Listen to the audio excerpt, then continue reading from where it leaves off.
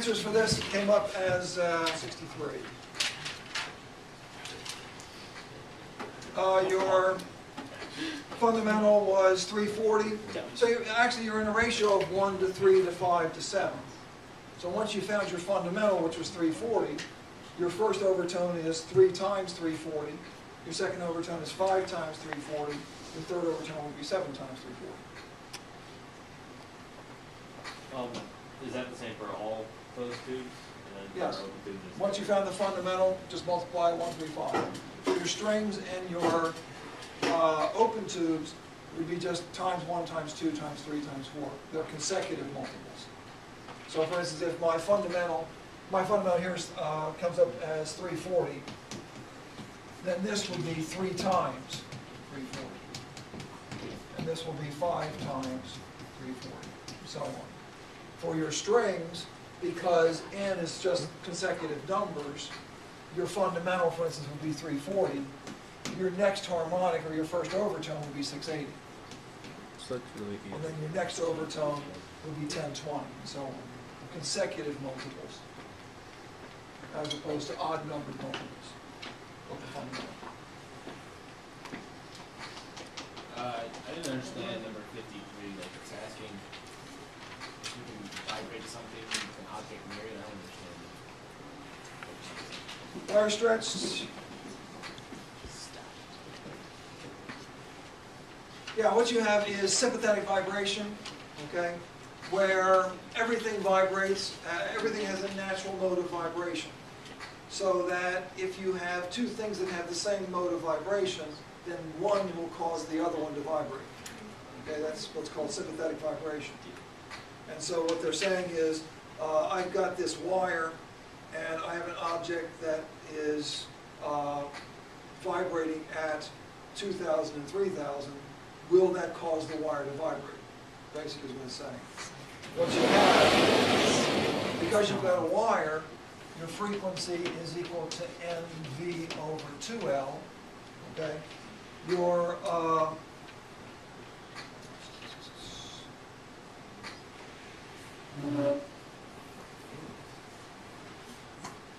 length is 50, or 0.5.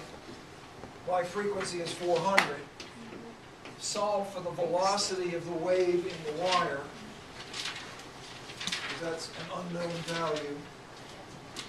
There's no other information is given. You get a velocity of 400. Okay? And then, taking your frequency, which is 2,000, we know that's equal to n times 400 over 2 times 0.5. Solve for n. Well, n comes up to 6. So it's just asking you what the mode of oscillation is? Yes, the point is, when you have 3,000 out here, n comes up to 7.5. See, n always has to be a whole number. So this one, the 3,000 will not resonate. Okay. But the 2,000 will, because it's an even number. Can you just divide the two frequencies since they're directly related to each other by n? Sure. Because, for instance, 400 is your fundamental, this would be your fifth harmonic. Or sixth harmonic. No, what I'm talking 400. So this must have been the second overtone. This must have been the second harmonic. 400, 200, 400. Is that the fundamental? Does it work? Yeah, 400 was fundamental. 400 was the fundamental. So n must have been 5. So here's the fifth harmonic. Okay? And then this, you divide by 400, you get 7.5. But it can't have a half number here. It will not resonate. It has to be whole numbers. Okay? The standing wave phenomena is very, very restrictive. In other words, everything has to be just right or it will not resonate. So in this case, n has to be a whole number. okay? And it has to be, you know, and even in the closed tube, it has to be a whole number. The difference is your overtone or your resonant frequencies here will be odd numbered multiples rather than consecutive multiples. Then how do you do 59? 59. String stretched between two supports sets standing waves with two nodes between the ends. Okay. Now you have to be careful when you are reading these problems because sometimes they will tell you it oscillates in a pattern of 4 total nodes. In this case, they're telling you there's 2 nodes between each end. So I've got my 2 ends, and then I've got 2 nodes between those ends.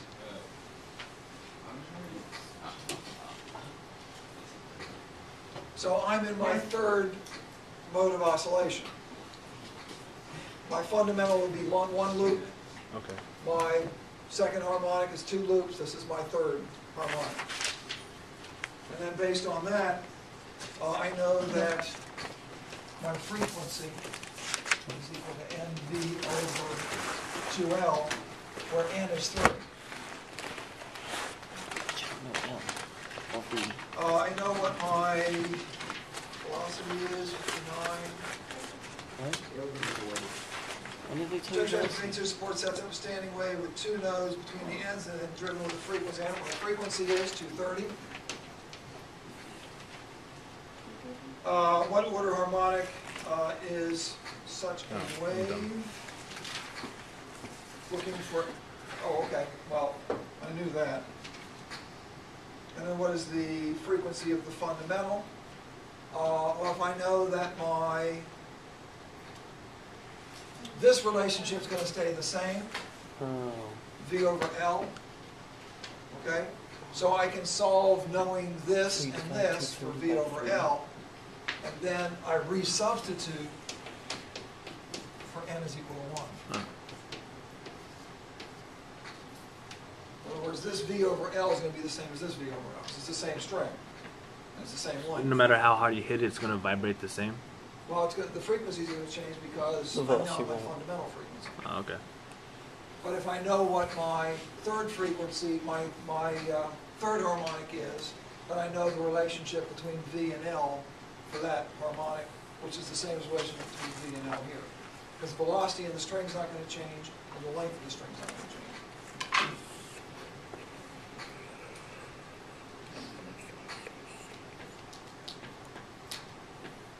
So your fundamental comes up as 76 hertz.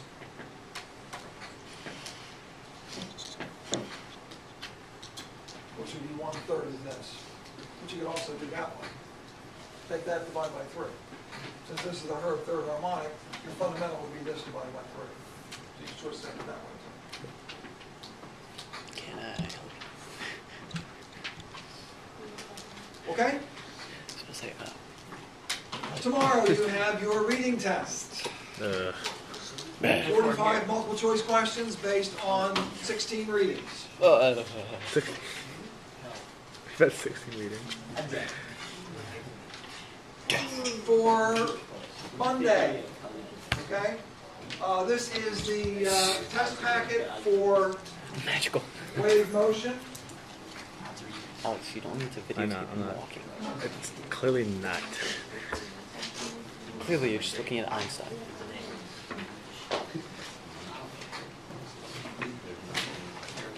One short one. Yeah, thanks, Josh.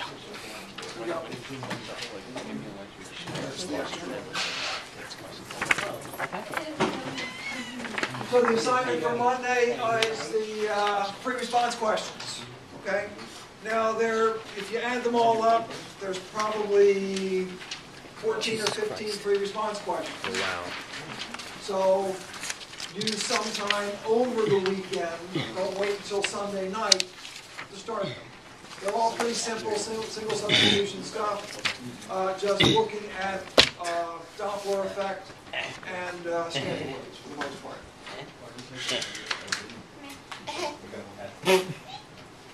Hey, children. Okay, I want to take a couple minutes now to review the winter break packet.